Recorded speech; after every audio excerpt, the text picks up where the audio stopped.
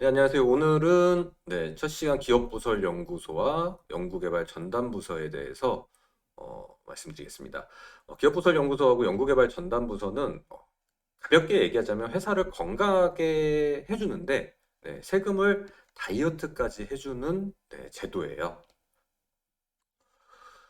이 기업부설연구소 연구전담부서를 설립을 하려면 일단 한국산업기술진흥협회라는 곳을 알아야 됩니다. 저희들 흔히 코이타라고 부르는데요.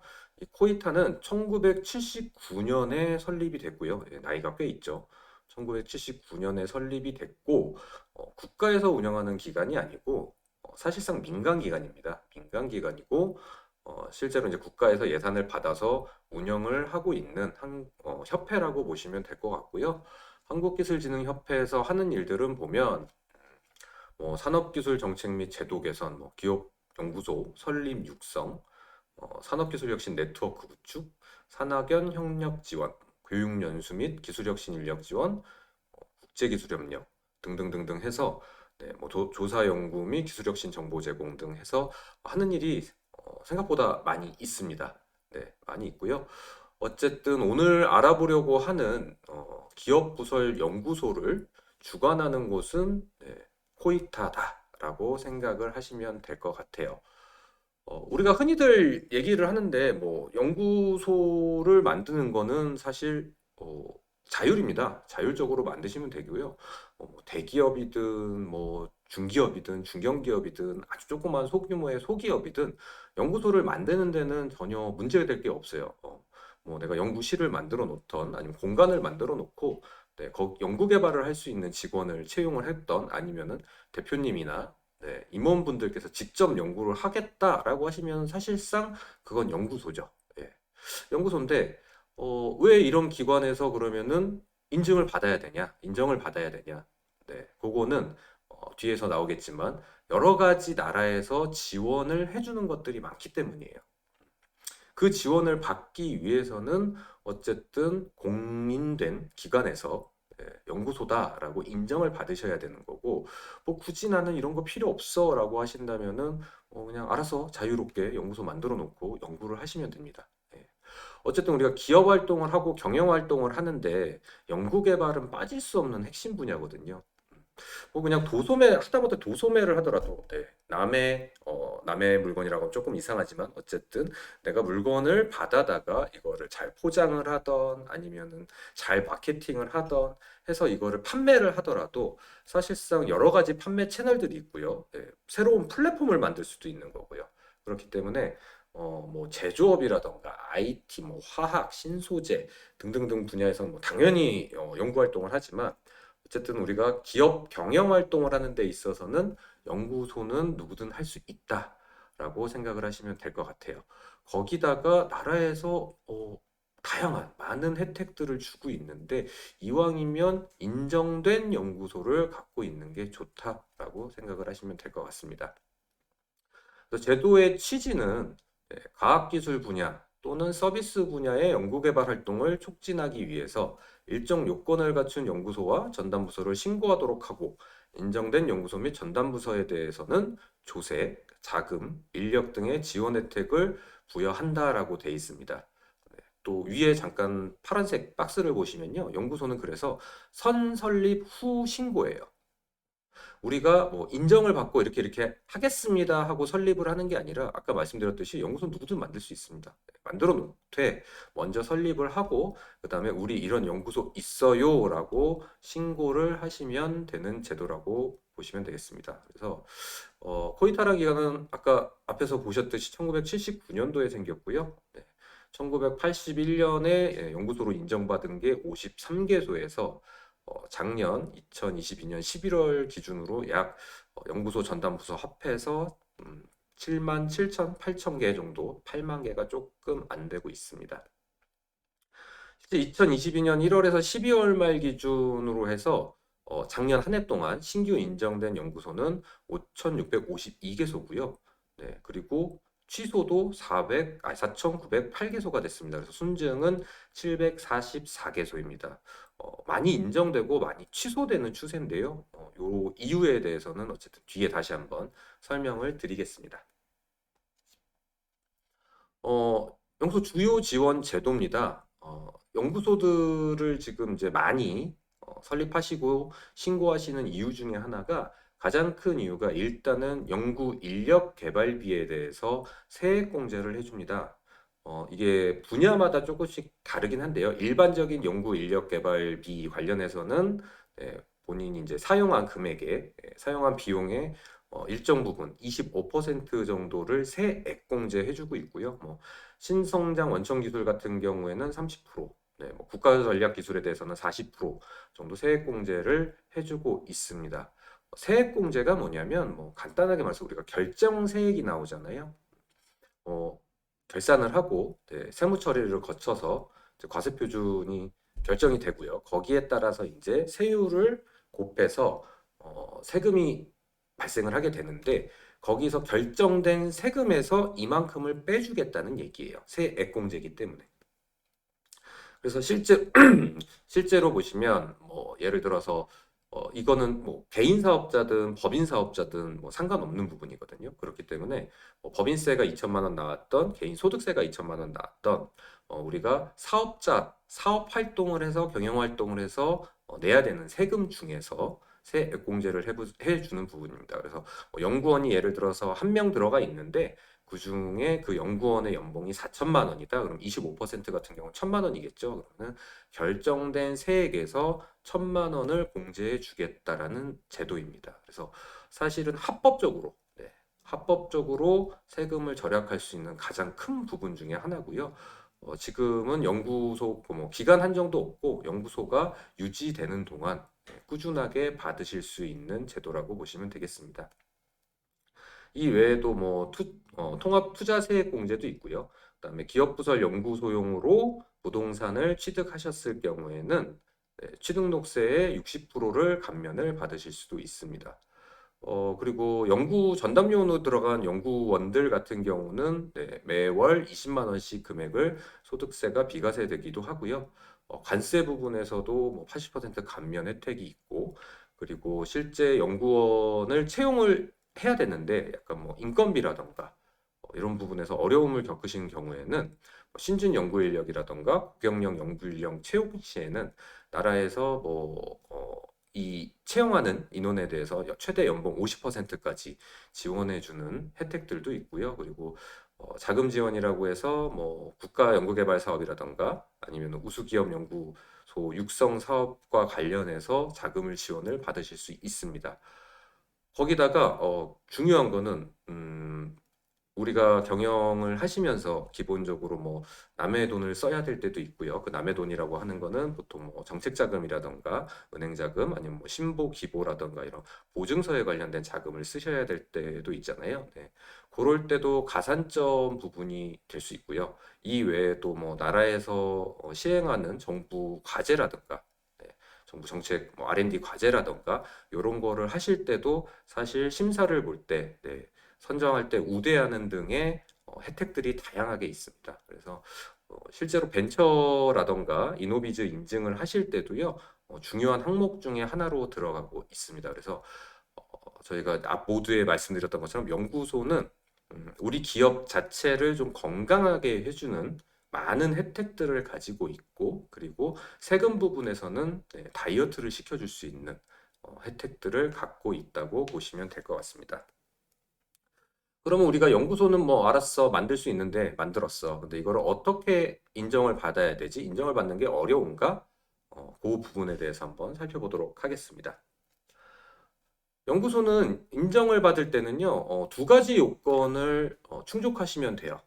일단은 인적 요건이 있고요. 그 다음에 물적 요건이 있습니다. 그래서 뭐 인적 요건은 당연히 연구원으로 들어가는 분들에 대한 얘기일 거고요. 물적 요건은 연구소든 아니면 전담부소든 설치하는 부분에 있어서 공간에 대한 내용들이에요. 그래서 보시면 인적 요건은 기본적으로는 학위는 자연계 분야, 자연과학, 뭐 공학, 이학, 농학, 의학 계열 등의 학사 이상이 원칙입니다. 원칙은 학사 이상이고요. 과학기술 분야 중에서 대신에 산업 디자인 분야와 서비스 분야를 주 업종으로 하는 연구소와 전담부서는 비자연계 분야 학위도 인정을 하고 있습니다. 그래서 간단하게 생각하시면 그냥 과학기술 분야를 해야 되겠다. 과학기술 분야 쪽으로 우리가 연구를 해야 되는 곳이다라고 하면은 그냥 이공계 나오시면 되고요. 네. 그게 아니고 산업 디자인이라던가 아니면은 우리가 서비스 분야다라고 하시면은 전공 상관없이 네, 학사 이상이면 되는구나라고 생각을 하시면 될 것 같아요.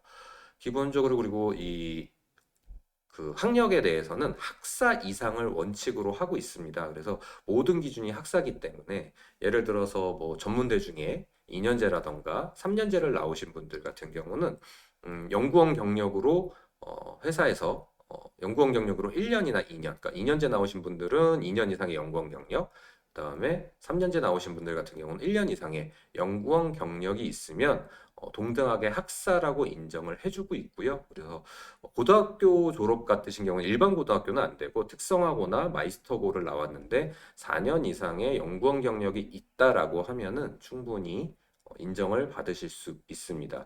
그러면은 학사 이상의 이런 분들이 몇 분이나 필요하냐라고 하면 일반적으로 소기업은 3명 이상이 필요하시고요. 창업일 이후 3년까지는 2명으로 연구소가 유지가 됩니다. 왜냐면 뭐 창업하자마자 많은 인력을 뽑을 수가 없기 때문에 그런 뭐 사유로 해서 어쨌든 2명까지 2명 이상이면 가능하고 벤처 기업이 되시면 꾸준히 2명 이상으로 유지가 가능합니다. 그 외에 뭐 연구원, 교원, 창업기업 같은 경우도 2명 이상으로 유지가 가능하시고요. 이제 중기업부터는 5명 이상이셔야 되고 해외 소재 연구소도 5명 이상이셔야 되고 중견기업, 대기업은 7명, 10명 이상으로 이루어져 있습니다. 대신에 연구소 말고 전담부서 같은 경우는 뭐 기업에 상관없이 1명 이상이면은 연구 전담부서를 등록을 하실 수가 있고요. 올해 좀 바뀐 게 있다면 원래 중기업이 되면 바로 중기업이 된 날부터 한 달 이내에 변경 신고를 통해서 5명 이상으로 하셨어야 되는데 올해는 소기업에서 중기업이 된 기업은 중기업이 된 날부터 1년까지는 3명 이상으로 네, 유지가 가능합니다. 물론 1년이 지나면 당연히 5명으로 바꿔 주셔야 될 거고요. 그리고 창업일로부터 3년까지는 이 연구 전담요원의 자격을 보유한 아까 말씀드렸던 것처럼 자격이 다른 건 없거든요. 네. 학사 이상이시면 대표이사가 연구원으로 겸직이 가능합니다. 그렇기 때문에 3년 이내 기업들 같은 경우는 2명 이상이라고 말씀드렸잖아요. 그래서 대표자 포함해서 연구원 1명만 있으셔도 연구소를 설립을 하실 수가 있습니다. 뭐 앞에서 보셨던 거랑 연관되는 내용인데 자연계 분야 같은 경우는 뭐 이렇게 학사 이상 학위를 가지셔야 되는 거고, 네, 뭐 전문대 같은 경우는 2년 이상의 연구 경력이 있는 분, 그리고 마이스터 특성화고 같은 경우는 4년 이상 연구 경력이 있는 사람이어야 되고요. 대신 요것들이 아니더라도 네, 자격증을 통해서 인정을 받으실 수도 있는데 기술 기능 분야 산업기사 이상 기술 자격사로서 2년 이상 연구 경력이 있는 분이라던가 아니면 기능사 기술 자격사로서 4년 이상 연구 경력이 있는 분들은 연구원으로 충분히 들어가실 수 있습니다. 네. 중요한 건 어쨌든 산업 디자인 분야하고 서비스 분야는 전공에 상관없이 학사 이상이나 그에 준하는 경력이 있으시면 가능하다는 거고요.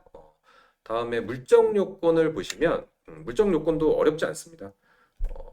연구 공간은 연구소 및 전담 부서 모두 고정 벽체와 별도의 출입문으로 다른 부서와 구분하여 독립적인 공간을 확보해야 된다고 되어 있습니다. 그래서 보통 사무실에서 보면은 이제 사무실마다 이렇게 뭐 벽체가 돼 있어서 분리 공간, 독립 공간이 있어야 되잖아요. 근데 그게 아니어도 단 다음의 경우에 하나여 전용 면적 50제곱미터 이하인 연구 공간을 별도의 출입문 없이 다른 부서와 파티션 책상 등으로 구분하여 운영할 수 있다고 되어 있습니다. 네, 그래서 실제로는 뭐 큰 연구 기자재라던가 뭐 여러 가지가 필요한 경우 같은 경우는 독립 공간이 있는 게 제일 좋겠지만 그게 힘들다고 한다면 어쨌든 파티션으로 구분을 해서 파티션하고 책상으로 구분을 해서 다른 부서하고 구분만 되어 있어도 물적 요건을 만족할 수 있다고 보시면 될 것 같습니다. 그래서 이 인적 요건이랑 물적 요건만 만족을 하면 우리가 연구소를 설립하고 그다음에 신고를 해서 인정을 받는 건 어렵지 않다. 많은 분들이 우리가 연구소 만들 수 있겠어? 규모도 작고 뭐도 한데 근데 하지만 요 두 가지 요건만 만족을 하면 연구소는 설립이 가능하다라고 보시면 될 것 같습니다. 연구소는 만들었다고 다는 아니에요. 일단은 어, 만들었다고 다는 아니고 어쨌든 뭐 세액공제에 대한 부분이라던가 아니면 다양한 혜택에 대한 부분들 이 부분들이 꾸준히 유지가 된다고는 말씀을 드렸지만 이게 유지가 되기 위해서는 연구소를 만드는 것보다 사실은 사후 관리가 더 중요합니다. 그래서 보통 매년 4월 말까지 요거 이제 기간은 조금씩 매년 조금씩 뭐 연장을 해준다거나 조금 뭐 하기는 하는데 어쨌든 매년 4월 말까지 연구개발 활동조사라는 거를 하셔야 되고요. 네. 그리고 뭐 연구원들 같은 경우는 이제 다른 업무를 사실 경험할 수가 없게 되어 있고요. 그리고 신고된 연구소 및 전담 부서에 대해서는 상시적으로 사후 관리를 실시하고 있습니다. 네. 그리고 변경 신고라는 부분이 있는데요. 연구소를 꼭 유지를 하다 보면은 이게 변경 신고를 해야 되는 일들이 있잖아요. 뭐 연구원으로 있던 분이 퇴사를 한다던가 아니면은 신규 연구원이 뭐 들어왔다던가 아니면은 회사가 이사를 간다던가 회사명이 바뀌었다던가 이런 부분에 대해서는 꼭 신고를 해주셔야 되고요. 그래서 30일 이내에 변경 신고를 해야 합니다. 그리고 신고 요건 미달 또는 협회장으로부터 변경 신고 요청을 받은 경우, 그러니까 보통 사후 관리 때문에 실사를 나오는데요. 어떻게 보면 요거는 좀 랜덤이라고 보면 될 것 같고요. 실제로 뭐 변경 신고가 오랫동안 안 됐다던가 1년 이상 변경 신고가 안 됐다던가 뭐 2년 이상 변경 신고가 안 된 경우에 일단은 우선해서 나오고 있는데 이 실사를 나와서 이런 부분에 대해서 조치를 취하시던 아니면은 보완을 해주세요 라고 해서 변경 신고 요청을 받았는데 또 1개월 이내에 변경 신고를 하지 않는 경우에는 네, 연구소 인정이 취소될 수 있습니다. 그래서 연구소는 앞에서 살펴봤던 것처럼 설립하는데 그렇게 많은 요건이나 조건이 따르지 않고 설립이 어렵지 않은 반면에 사후 관리를 꾸준히 해줘야 된다라고 생각을 하시면 될 것 같아요.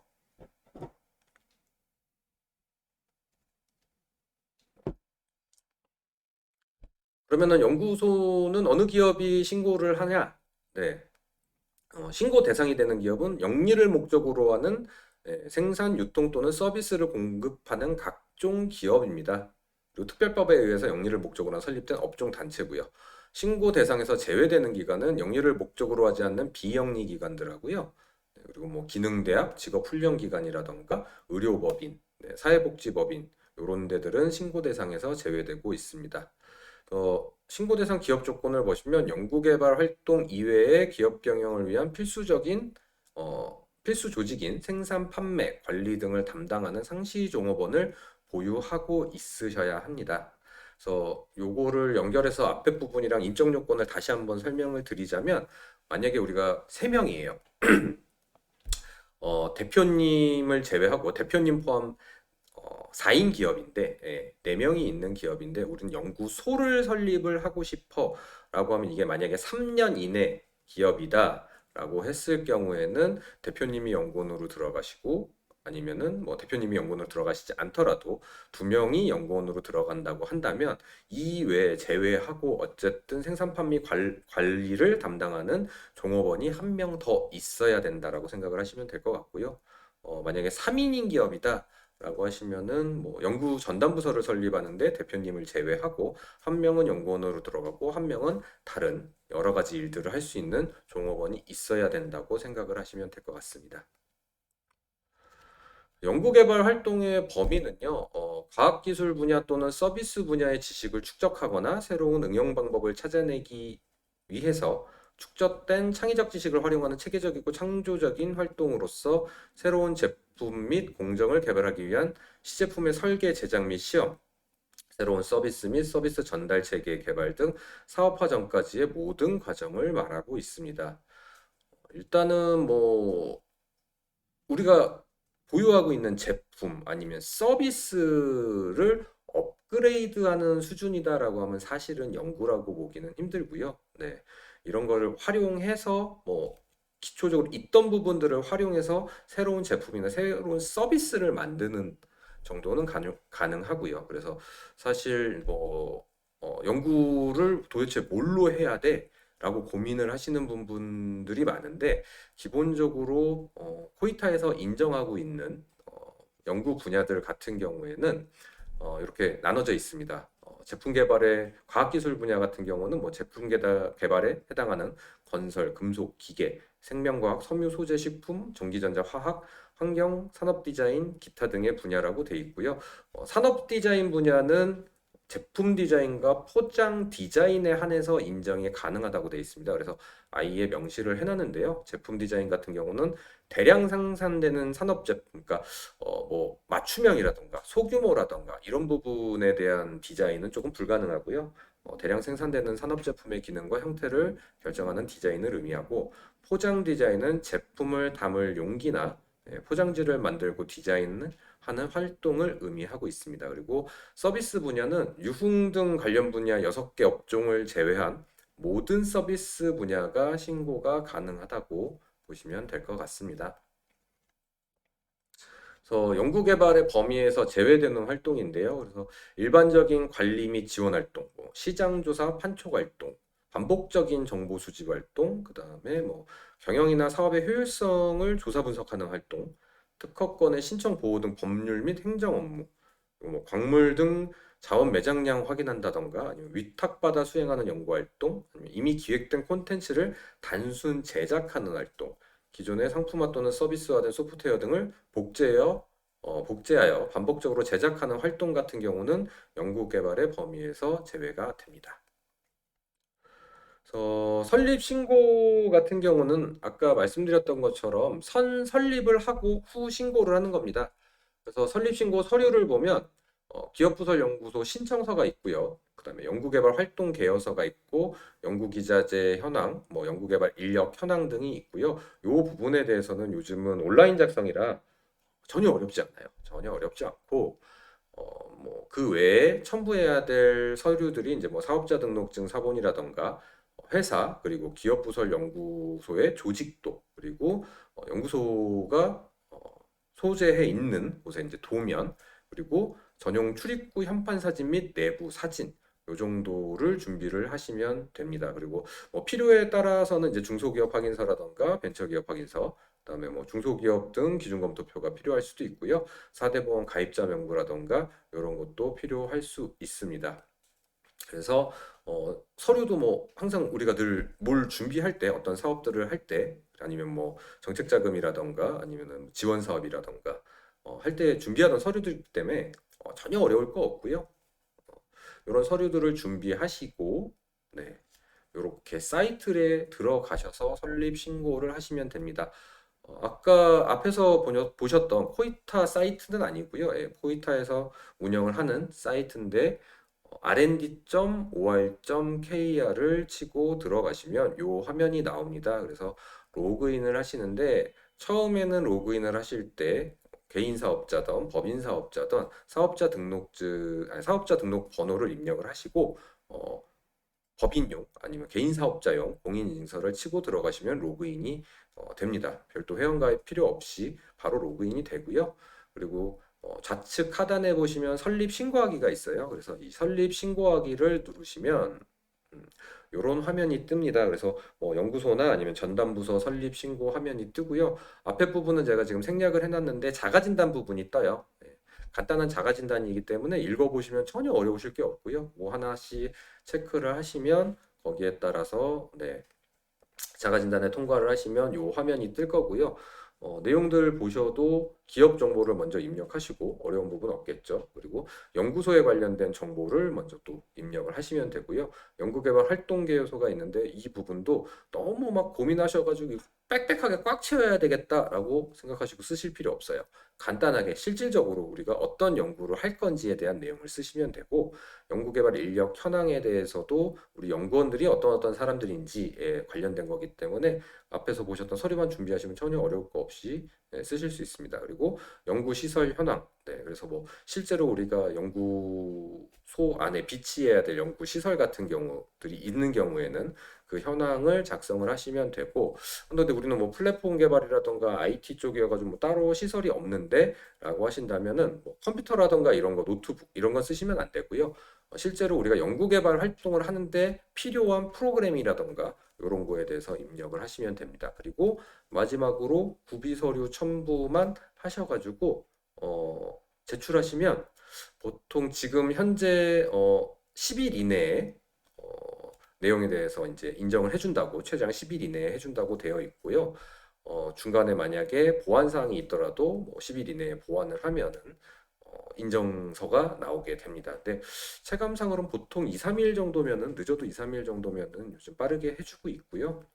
그래서 요 설립신고하는 온라인에서 설립신고하는 단계는 서류만 준비가 다 돼 있으시다고 한다면 실질적으로 10분은 너무 짧고 네, 한 15분에서 20분 정도면 충분히 설립신고 제출을 하실 수 있습니다. 그래서 어쨌든 우리가 인정서를 받았어요. 연구소 인정서를 받으셨으면 뭐 그거를 출력을 하셔서 액자에 걸어 놓으셔도 되고 어쨌든 PDF 파일로 나중에 우리가 써먹을 때가 많기 때문에 꼭 뽑아서 갖고 계시면 되고요. 어, 앞으로 이제 사후 관리가 중요하겠죠. 그 뒤에 꾸준히 관리를 하셔야 되고 변경 신고 부분인데 변경 신고가 필요한 경우들이 쭉 나와 있습니다. 그래서 뭐 기업체 명칭, 소재지, 대표자, 기업 유형이나 업종이 바뀌었을 때 꼭 변경 신고를 해줘야 되고요. 연구소 전담부서에서도 명칭이라던가 연구 분야 아니면은 연구소장, 연구개발 인력, 연구 공간이 변동이 있었을 때는 꼭 변경 사항이 발생한 날로부터 30일 이내에 변경 신고를 해주셔야 됩니다. 이거 안 하면 뭐 문제가 생기나? 네, 문제가 생기실 수 있어요. 아까 말씀드렸던 것처럼 코이타에서 실사를 나오는데 실사를 나왔을 때 예를 들어서 연구소 소재지라던가 기업체 소재지가 바뀌었는데 신고를 안 했으면은 나왔는데 아무도 없겠죠. 네, 그러면 당연히 인정이 취소될 수가 있고요. 그리고 요즘은 연구원 관련돼 가지고 퇴사를 하셨는데 이분이 다른 회사의 연구원으로 등록을 하게 됐어요. 그런 경우에도 요즘 연구원들은 주민번호를 끝까지 다 입력을 해야 되기 때문에 다 관리가 됩니다. 그래서 그런 부분에 대해서도 꼭 변경 신고를 해야 되는 네, 일이 생기면 꼭 변경 신고를 하자. 그리고 이 변경 신고들만 잘 해주셔도요, 잘 해주셔도 실사 나올 확률이 확 줄어듭니다. 네, 물론 우리가 실제로 연구 개발을 하고 있기 때문에 뭐 실사를 그렇게 무서워하실 필요는 없겠지만 어쨌든 이런 부분들에 대해서는 관리, 신고 관리를만 잘 해줘도 실사 나오는 확률이 확 줄어든다라고 보시면 될 것 같고요. 근데 우리가 막 2년, 3년이 지났는데 변경 신고할 게 없어. 변동된 게 전혀 없어. 라고 생각하실 수도 있는데 기업 유형은 매년 변동이 됩니다. 물론 벤처기업이라던가 네, 벤처기업 유형이라던가 이런 분들 같은 경우는 뭐 유효 기간이 3년이기 때문에 매년 변동이 안 될 수도 있지만 그게 아니라 일반적인 중소기업이라고 한다면 우리가 그 기업 유형을 중소기업이라고 체크를 하는 순간 네, 어떤 서류가 들어가죠? 중소기업 확인서가 들어갑니다. 이 중소기업 확인서의 유효 기간은 보통 매년 4월 1일부터 다음해 3월 31일까지입니다. 결산에 맞춰서. 그렇기 때문에 이 중소기업 확인서는 매년 변경이 돼요. 예, 유효 기간이 있기 때문에. 그래서 그런 부분도 잘 체크를 하셔서 변경 신고를 해주시는 게 좋습니다. 뭐 변경 신고에 관련된 제출 서류들인데요. 쭉 요거는 한번 보시면 될 것 같고요. 이 서류들도 어렵지 않습니다. 어려운 서류들은 없고 변경 신고를 하실 때 앞에서 보셨던 사이트에서 로그인을 하신 다음에 왼쪽 하단 두 번째를 보면 변경 신고하기가 있어요. 그래서 거기서도 뭐 이런 화면들이 나오는데 여기서 어떤 부분이 바뀌었는지 체크를 하신 다음에 거기에 관련된 구비 서류만 첨부를 하시면 변경 신고가 완료가 됩니다. 그래서 연구소 전담부서의 연구개발 활동 촉진, 뭐 인정요건 유지 및 부실화 사전 예방을 위하여 다양한 사후 관리를 실시한다고 되어 있고요. 그래서 휴폐업 여부를 확인을 하고 중견기업, 창업 3년 이내 소기업, 벤처기업, 경과기업에 대한 사전 예고 및 인정요건 확보 여부를 확인을 합니다. 그래서 1년 이상 변경 미신고 기업에 대한 주기적인 변경 신고 안내를 하고요. 그리고 2년 이상 변경 미신고 기업에 대해서는 인정요건 및 연구활동 여부를 확인을 합니다. 네. 여러 가지들 확인을 해서 실사를 나왔을 때 만약에 문제가 생기면 당연히 인정이 취소될 수가 있고요. 그래서 현지 확인을 나오게 되면 신고 서류 및 증빙 서류 확인을 통해서 신고 내용과 실제 운영 상태가 맞는지 확인을 하고 연구 전담 요원, 연구 보조 요원, 연구 관리 직원의 연구 활동 전담 여부를 확인을 합니다. 그리고 연구 공간의 적정성 여부 등등 확인을 하고요. 앞에서 우리가 설립할 때 필요했던 인적 요건, 물적 요건에 대해서 확인을 한다고 보시면 될 것 같습니다. 그래서 확인을 했는데 연구개발 활동이 있고 인적 요건이 충족을 하고 신고 내용이 일치를 하면 조치는 없고요. 만약에 이 부분에서 조금 미흡할 수도 있잖아요. 뭐 우리가 아예 이 부분에 대해서 막 전문적으로 막 하면 상관이 없는데 그게 아니라 뭐 변경 신고가 조금 늦었다던가 이런 부분들에 대해서는 아니면은 처음에 우리가 설립 신고를 할 때 뭐 찍었던 뭐 사진까지 제출을 했지만 위치라던가 이런 게 좀 변경이 됐다던가 하는 부분에 대해서 미달하는 부분에 대해서는 일부 불이치할 경우에는 1개월 이내에 보완을 해달라고 요청을 하십니다. 나오신 분들이. 네. 무조건 이제 실사를 나와서 이분들이 무슨 경찰이나 검찰처럼 잘못된 점 막 찾아내가지고 무조건 인정 취소하려고 하시는 게 아니고요. 나오셔가지고 일단은 미흡한 부분에 대해서 보완을 해주세요 해가지고 보완 요청을 먼저 할 거고요. 그래서 그 보완을 하시게 되면은 전혀 이상 없고요. 대신에 보완을 해달라고 하고 그 기한을 줬는데 그 기한까지 보완을 하시지 않을 경우에는 인정이 취소될 수 있습니다. 그리고 실제로 나왔는데, 일단은 소재 파악도 안 되고, 아까 말씀드렸던 것처럼 이사를 갔는데 변경 신고를 안 했어요. 그러면 이분들이 나와도 모르겠죠. 어디로 갔는지. 전화해도 연락도 안 받고. 그런 경우에는 이제 아예 연구개발 활동이 없는 걸로 보고요. 그리고 인정 요건도 충족하지 못하고 신고 내용하고 또 불일치하면 직권 취소란 걸 하게 됩니다. 네. 위에 보시면은 뭐 예를 들어서 이런 보완을 하는 경우라던가 아니 이렇게 해가지고 하면은 어쨌든 유지가 계속 되시는데 만약에 나와서 이것도 저것도 아닌 경우에는 인정 취소가 직권으로 된다고 보시면 될 것 같아요. 그럼 이게 어느 부분에 좀 문제가 생기냐? 일단 연구소를 갖고 있던 연구소가 있어서 전담부서가 있어서 우리가 받을 수 있었던 혜택들은 그 이후로 다 받으실 수가 없다고 보시면 될 것 같고요. 특히나 우리가 연구소로 연구 활동을 해서 세액공제를 받았는데 그 부분에 대해서는 환수를 하셔야 되는 부분들이 있어요. 그래서 어, 예를 들어서 거짓 또는 부정한 방법으로 인정을 받은 경우 아니면은 이제 직권 취소가 된 경우에는 인정일이 속하는 과세연도 개시 그러니까 우리가 처음 인정을 받았던 우리가 연구소 인정을 받고 3년이 지났어요. 예를 들어서 3년이 지났고 그 3년 동안 우리는 열심히 세액공제를 받았습니다. 근데 3년 있다가 딱 왔는데 실제로 연구소 신고했던 거랑은 너무 다르고 거기다가 뭐 이사를 했는지 뭐 했는지 파악도 안 되고 소재 파악도 안 되고 아무 활동도 없었고 라고 한다면은 실제로 우리가 그동안 3년 동안 받았던 세액공제 부분에 대해서는 배제가 되기 때문에 다 환수 조치를 당하실 수 있습니다. 네, 그리고 인정 기준 및 준수 사항을 위반한 경우에는 인정 취소일이 속하는 예를 들어 나왔는데 뭐 이래 해가지고 뭐 준수사항 위반을 해서 어쨌든 취소가 되는 경우에는 인정 취소일이 속하는 과세연도 개시일 그러니까 예를 들어서 올해 2023년도잖아요. 2023년도부터는 아예 못 받는 게 돼버리는 거죠. 그리고 만약에 자진 취소의 경우들이 있어요. 그래서 자진 취소 같은 경우는 우리가 이제 뭐 연구소를 운영을 했는데 조금 지금 인력이 다 빠져나갔다라던가 아니면 물적 요건에서 우리가 지금 현재 어, 유지를 못하는 상황인 경우에는 자진 취소를 하실 수가 있습니다. 그래서 자진 취소 같은 경우에는 취소를 오늘 당장 하셔도 만약에 요건이 된다고 하면 내일 다시 설립도 가능하세요. 근데 나와서 직권 취소가 된 경우에는 1년간 설립 신고가 되지 않습니다. 그리고 자진 취소를 한 경우에는 예를 들어서 2023년도 6월에 자진 취소를 했다라고 하면 인정 취소일부터 세액공제가 배제되기 때문에 1월부터 5월까지 활동했던 부분에 대한 R&D 비용 세액공제는 가능하십니다. 그래서 이런 부분들은 잘 생각을 하셨다가 최대한 사후 관리를 열심히 하셔가지고 직권 취소가 되는 일은 없도록 하셔야 될 것 같습니다. 그리고 뭐 뒤에 부분은 세액공제 관련된 참고 자료인데요. 국세청에서는 2020년도 이후로 매년 사전 심사 제도를 하고 있습니다. 그래서 보시면 2021년도만 해도 연구소로 공제를 받은 금액이 2조 원이 넘어가요. 네, 일반 기업, 뭐 중소기업 다 합쳐서 2조 6천억 원대의 세액공제를 받았고요. 그래서